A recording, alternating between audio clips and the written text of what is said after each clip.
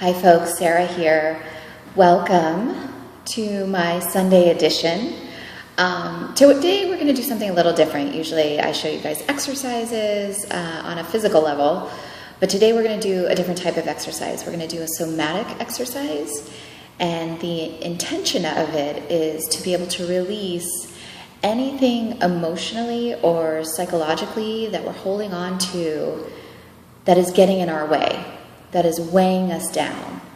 And I firmly believe that the stuff that we hold on to emotionally and psychologically weigh us down physically and can manifest itself in a bunch of ways, such as excess weight or loss of weight because you're not eating, or you're feeling stressed all the time, you're feeling anxious, you're having panic attacks.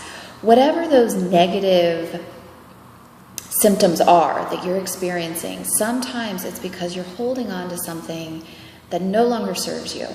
Whether it's a belief, a reaction to an event that happened, and that event doesn't always have to be traumatic. You know, when I first started this work, I kind of got hung up on the fact that I had never really had anything really traumatic happen, but yet I had these very deep, very hurtful feelings that I was holding on to, and I felt very shamed about that, that I was suffering and I didn't really have a reason to suffer. And so let go of that idea. If you're having anything that's holding you back, that you're holding on to, whether it's from something big and traumatic, for the definition of trauma, or it was traumatic to you, let me just put it that way. So anything that's you're holding on to that's hurtful, we're going to work on releasing that today. So, all that being said, let's get started. You can do this seated or you can stand up. But what I'd like you to do, you can either close your eyes or keep them open, whatever feels comfortable. But what I'd like you to do is sit and feel in your body where those negative, heavy, hurtful emotions reside. And let that be real for you. Let that come up for you. For myself, I tend to feel a thickness, a weightiness in my belly, in my hips. Let that come up and just sit with it. Feel that heaviness. And this may feel uncomfortable. We're dealing with negative emotions, and they are uncomfortable, and that's okay. We're here together. We're supporting each other. Let the emotions arise.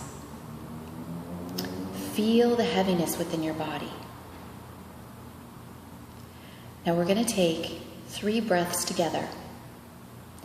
And on each exhale, I'd like you to imagine that weight is dropping to the floor. With each exhale, you're getting lighter. So breathe in. Let it go. I like to breathe out through my mouth because it's very forceful. You can assign a sound to it to really let those feelings go. Breathe in.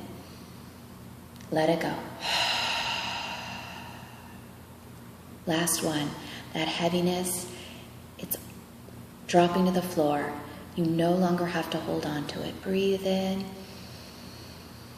Let it go.